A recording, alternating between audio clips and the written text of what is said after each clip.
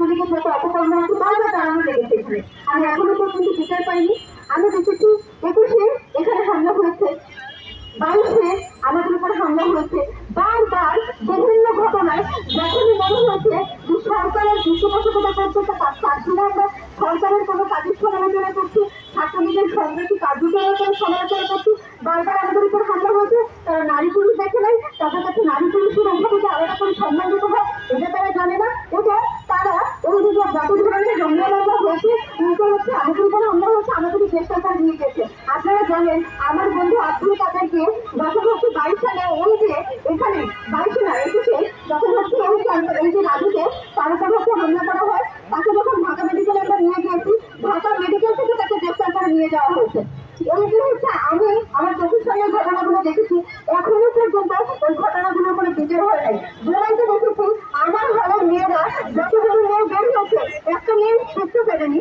আমার হলে আমি দাঁড়িয়ে দাঁড়িয়ে দেখেছি মেয়েগুলো কিভাবে আহত হয়ে ফিরেছে, জামা কাপড়ে নষ্টের দাগ, কারো পায়ে জুতা নাই, কারো হচ্ছে দেখা দিয়েছি যে হচ্ছে তুই তাদের দিয়েছি তুই এলোমেলো হয়েছে, তাদেরকে এতভাবে হেনস্থা করা হয়েছে। শুধু লাঠি দিয়ে আঘাত করেছে, আঘাত হয় না, মেয়েদেরকে ছেলেদেরকে লাঠি দিয়ে আঘাত করেছে, দেখেছি বারবার ছেলেদেরকে লাঠি দিয়ে আঘাত করছে, তাদেরকে মারছে, পিটাচ্ছে, যা কিছু তাই করছে, মেয়েদেরকে অন্যভাবে টানাটানি করছে।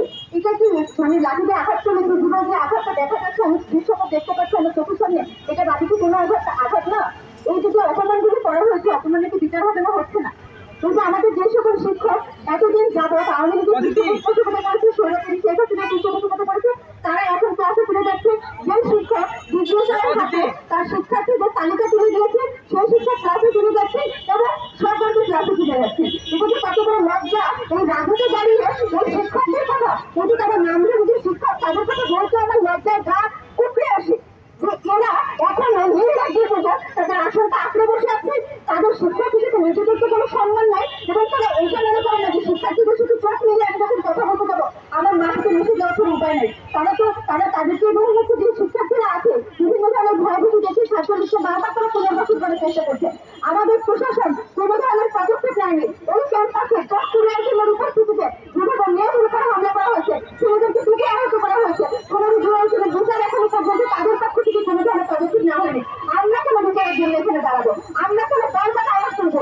তারা কি করেছে? এতদিন নতুন ছাত্রীদেরকে নিয়োগ হয়েছে, তারা তো এখনো পর্যন্ত বলেনি। নতুন দেশে নিয়োগ হয়েছে, তারা এখনো পর্যন্ত বলেনি যে আমার ছাত্রীদের উপর হামলা হয়েছে, আমি যখন দায়িত্ব ছিলাম না, এখন আমি দায়িত্ব আছি, আমার বিচারগুলো করি। তারা এটা জানেনি। তারা সবার সময় হচ্ছে মানে কোনো ধরনের দুষ্কৃতি তাদের আমি দেখি না।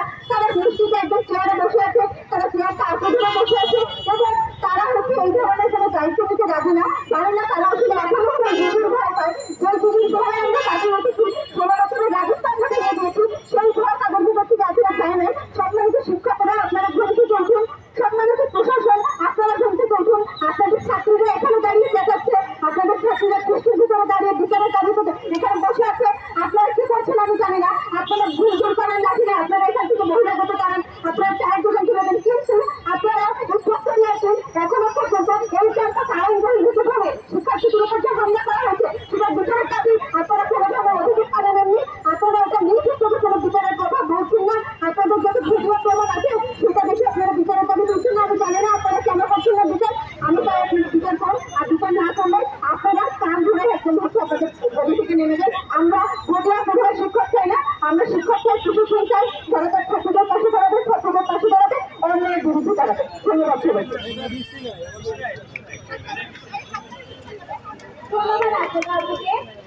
উত্তরায় যে কি ভয়াবহতা হয়েছিল সেটির কথা তো আমরা কেউ ভুলে যাই, তাই না? সেই উত্তরার সেই ভয়াবহ স্মৃতিগুলো আমাদের আগস্ট জুলাই এই ধরনের স্মৃতি তাদের মনে অনেক বেশি বেশি জাগরুক।